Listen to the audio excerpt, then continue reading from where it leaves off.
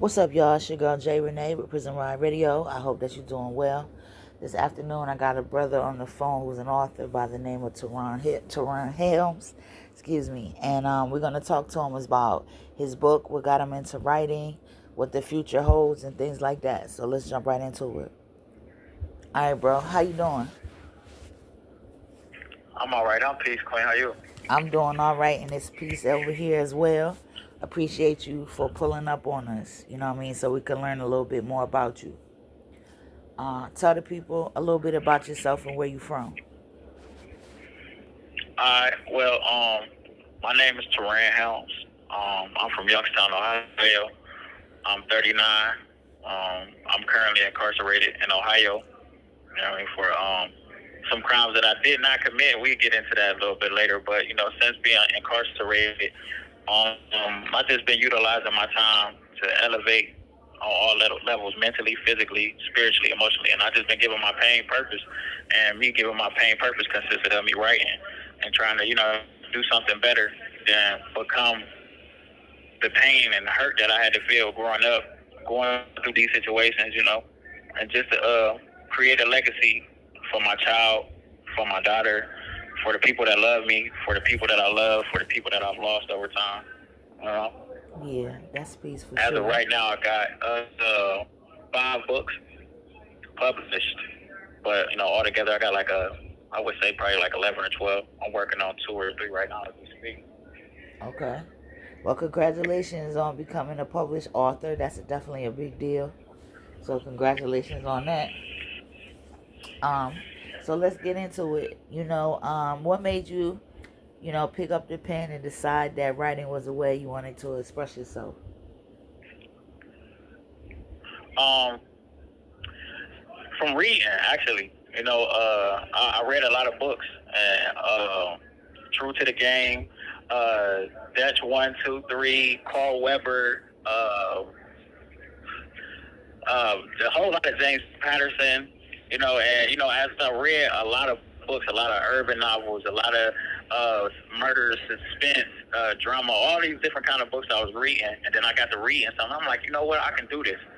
And the biggest question that I had every time I read different books was, why not me?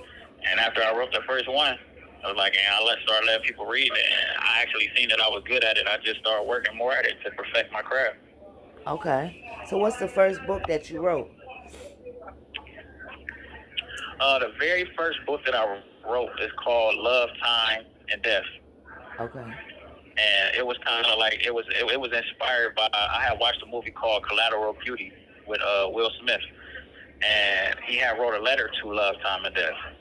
And when I seen that, I just, it kind of inspired me to try to do the same thing myself and give people a different perspective on the 3 topics of love, time, and death. And I utilized those 3 topics to create characters that represented those 3 things.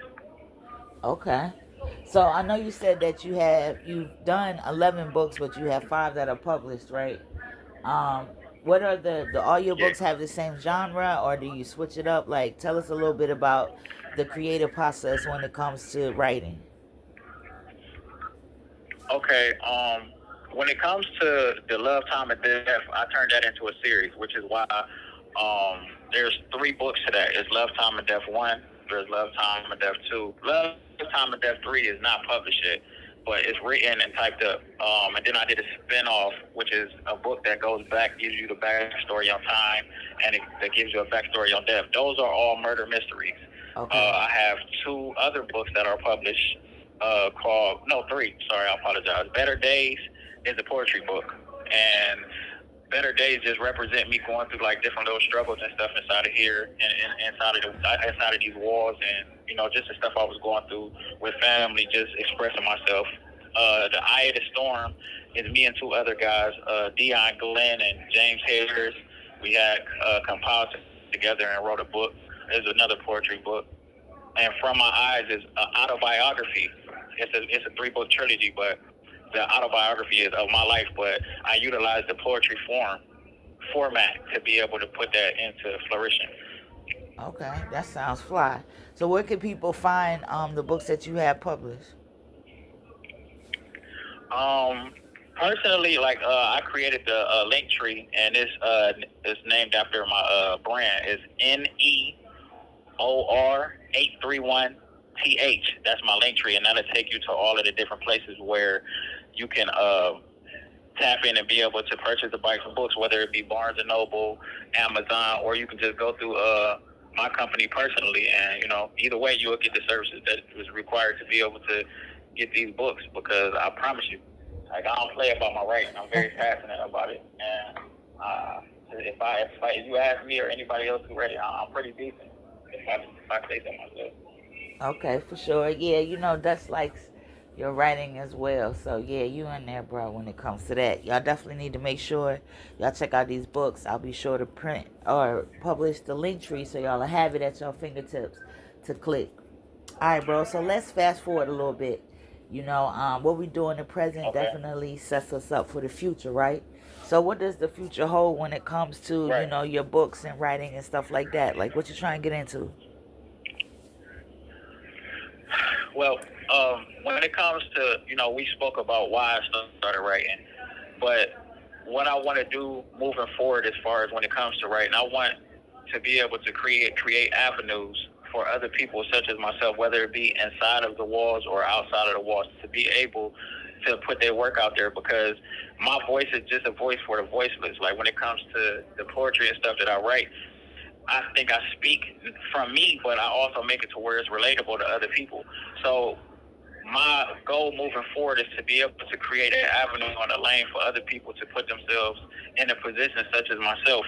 One, then two, like, I want to be able to reach out to the youth, though. You know what I'm saying? Because nowadays, the kids and the mentalities that they have, you can try and talk to them like they had them scared straight programs back in the day when they come talk to people in prison. Nobody trying to hear that. And it's like, now these kids are so technology based. It's like you literally have to show them what success looks like.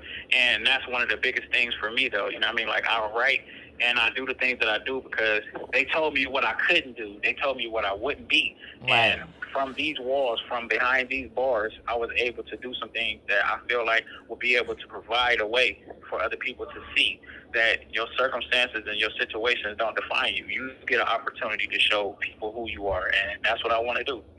All right, for sure. That's peace, bro. And we definitely support y'all very much, 100%. You know what I mean? And may all your dreams come true in that area. Let's talk a little bit more about you and what you got going on personally when it comes to your case. You did mention at the top of the interview that you are incarcerated wrongfully. So I want to get into that a little bit. So where did we start, bro? Like, what's going on with your case? What's going on? As of right now, I have a lawyer that's working towards, trying to get me what's considered an evidential hearing to present some newly discovered evidence. But as of right now, I'm incarcerated for attempted murder, felonious assault, aggravated robbery, and kidnapping. And they had gave me 4 gun specifications for 1 gun.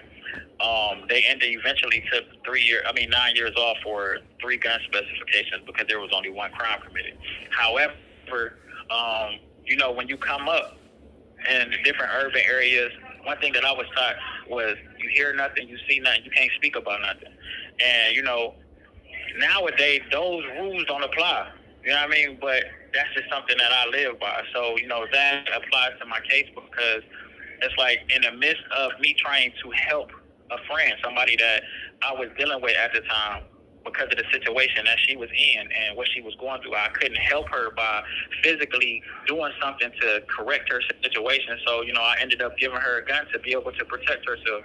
And the situation that she was in, where was somebody else utilizing her and her situation to try to get her to do some things that she didn't want to do, they ended up using the gun. And the gun that I gave her had my fingerprint on the clip. You know what I mean? Nobody identified me during this whole trial. Nobody identified me. Nobody was able to come forward. Nobody, not no witness, Right. not the victim. You know what I mean? Nobody was able to identify me. But she gave them my name after she told 3 different stories, which should have made her not credible. Right. But you know how the judicial system pretty much just goes off of, if I got you, I got you. And if the scope is basically on you and not on nobody else, then we don't have to look for no one else. I can literally just look for you, but I have affidavits and people coming forward willing to let them know that I was never there, that it wasn't me. But you know what I mean? It's hard. It's real hard to get out once you're in. Yeah. It's real hard. That is the truth, man. Once they have you behind them walls, they don't be trying to let go. Even when they know they wrong, sometimes they'll hold on tighter because they don't want to show that they was wrong. You know what I mean? So I definitely understand where you're coming from with that. So how can we, the people, support you when it comes to helping you gain your freedom? Is there anything that we can do? You got any petitions or anything like that?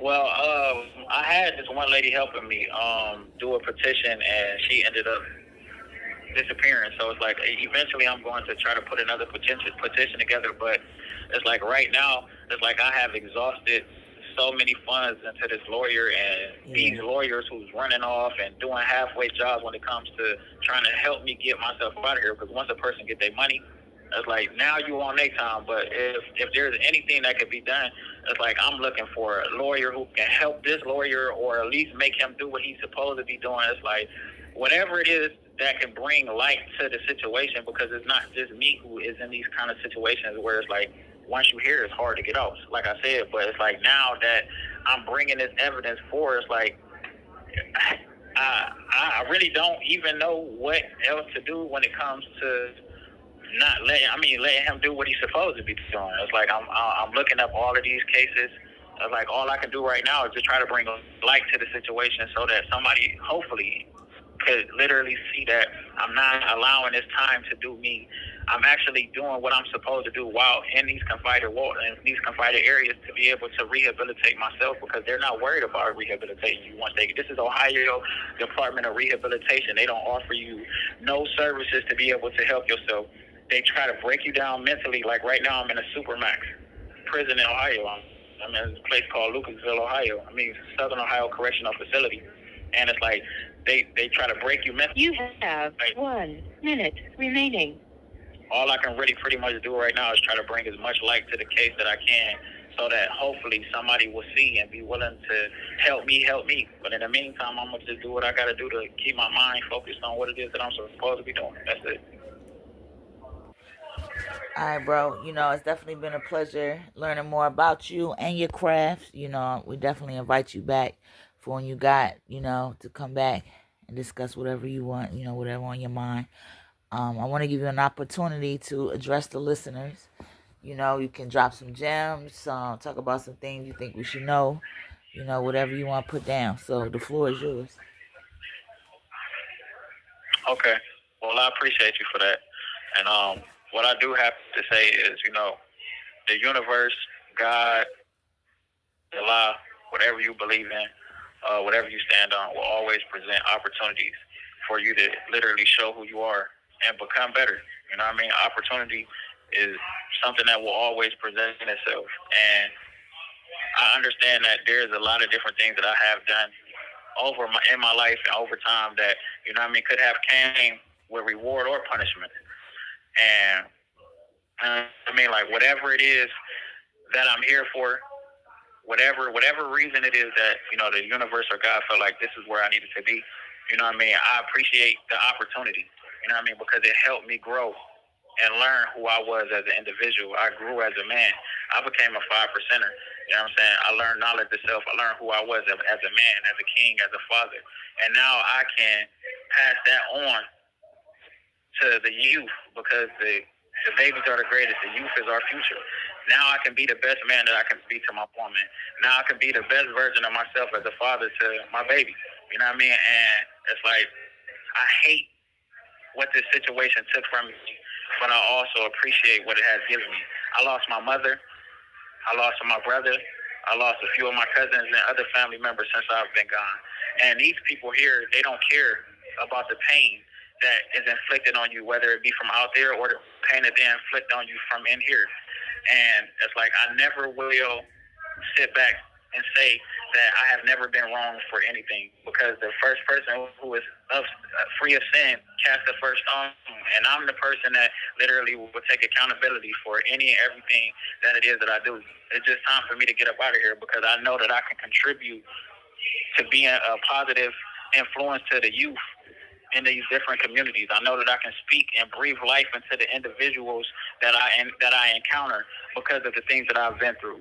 This situation has given me a testimony. This situation has given me a story and given me an opportunity to grow to the point to where I don't have to talk about who I am. I can show and prove who I am and what I've become by overcoming the adversity, overcoming the things that people said that would kill me because they tried to bury me and didn't realize that I was a seed. So if I could address and say anything to the public, man, is never allow anything or anybody to tell you who you are. You get an opportunity to show who you are by the things that you do and the things that you overcome because the struggle breeds character.